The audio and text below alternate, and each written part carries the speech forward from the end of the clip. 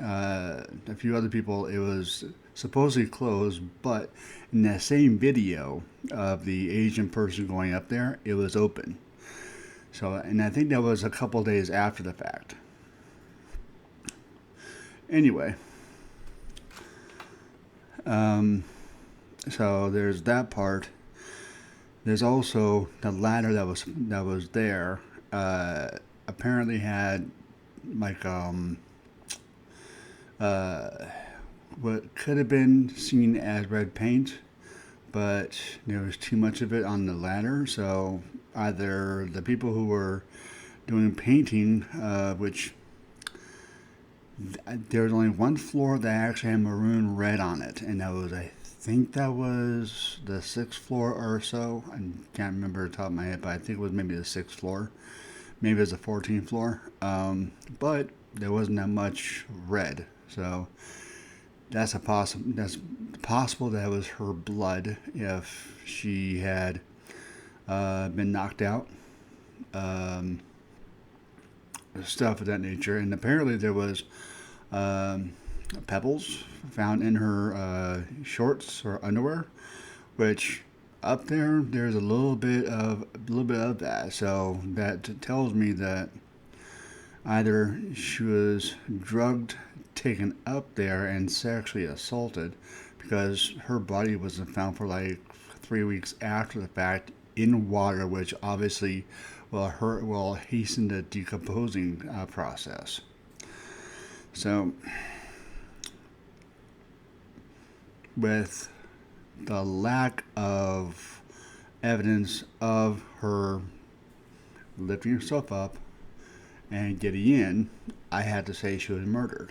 Um, and since there are quite a few of the low income variety in that hotel, especially at that time it was permanent residents, there could have been some uh, people convicted of molestation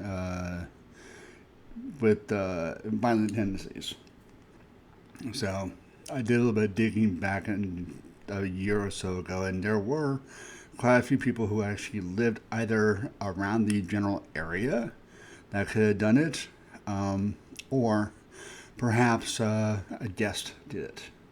But I don't think she drowned because of she was bipolar, or because she forgot to take an amount of medication, which, if memory serves me right, she actually got a refill before she left Canada. So there's that.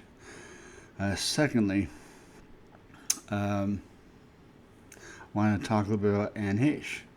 Anne Heche, who at the time had a past history of taking drugs back in the day, as far as like after her and Ellen had broken up.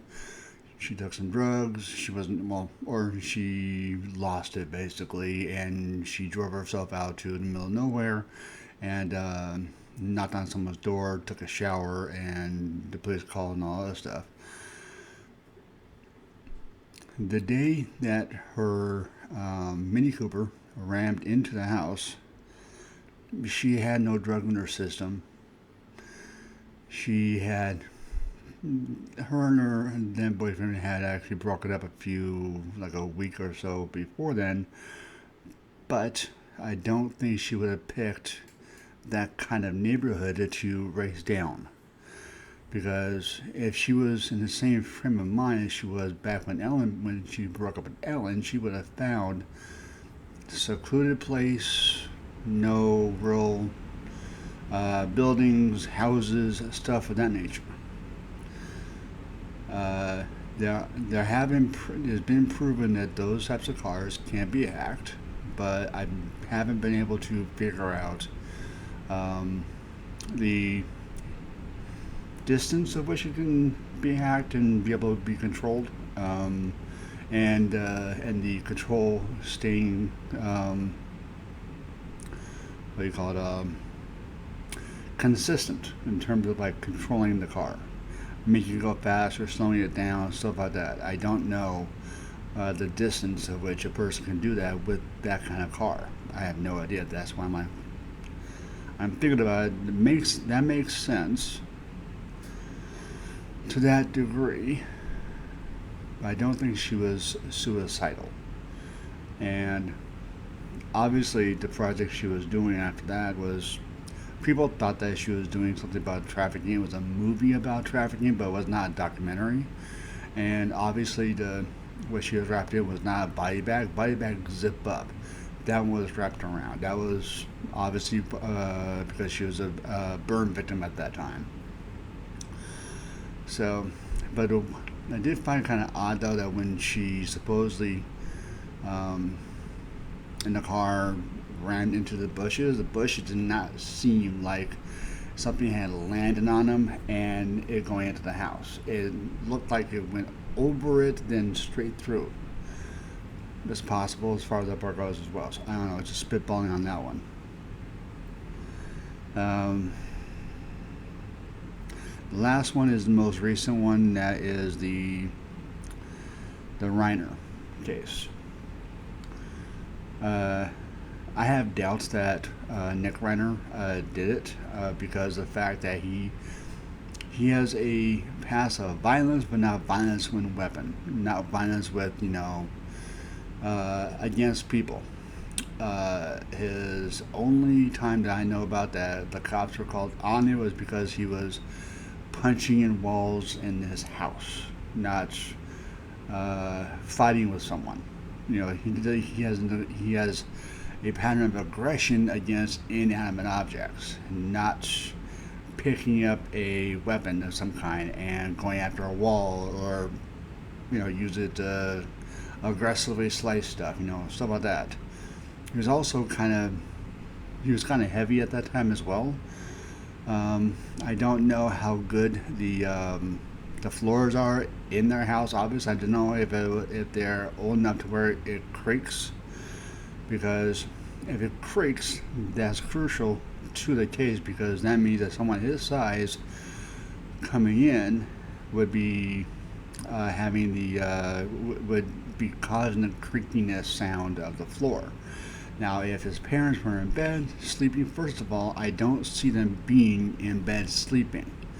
If they had an outburst and they were arguing, I'd say it would take them a long time to relax well enough to go to sleep. So maybe 5 or 6 hours, I would probably say, not the early hours like they're saying. So that's a doubtful thing for me as well.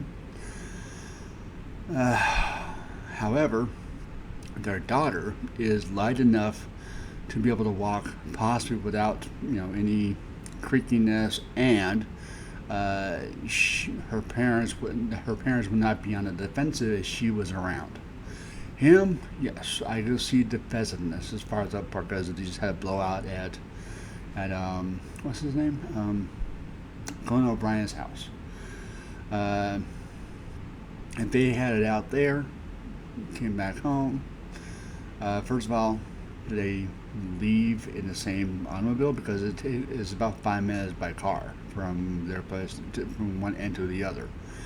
If that's the case, then maybe talking a little bit in the car, but I would still be in defensive mode if I had a blowout with my son. I would not be like chilling and get ready for bed, or I don't know, relaxing and getting ready for bed. I wouldn't be doing that. I would make sure that he's calmed down and asleep or whatever. It doesn't make sense to me. As someone who actually grew up around people like that, it takes them hours to calm down. It takes hours for the person who had to be forced into a defensive mode to relax enough to even think about resting or being in bed. So I don't think he did murdering. I think either his daughter did, who actually routinely cut her father's beard and head, which there is actually a couple of videos online of her doing that. There's no videos, there's no pictures of of Nick of any kind with scissors or just anything that has to do with weaponry, that sort of thing. Nothing like that. So I looked around online around the house. There's no easy way. There wouldn't have been any easy way for him to get out of the house. And apparently, the camera saw one person leave. That person could have been the daughter going in, doing it, going. Don't know. But apparently, I want to see what happens in the discovery, that's for sure. Because I just don't see him doing it. He doesn't have a pattern of doing it. He has a pattern of anger, he has a pattern of destroying things, he has a pattern of drug use, but doesn't mean he has a pattern of taking drugs and stabbing or using any kind of weapon. So it'd be a new thing if he actually did. Also, fingerprints. If there's fingerprints on there that matches his, okay. But I think that it's taken so long for the autopsy to be done because it's been a while since they were killed. The autopsy should have been already out, I think. But it's not, and we'll see what happens.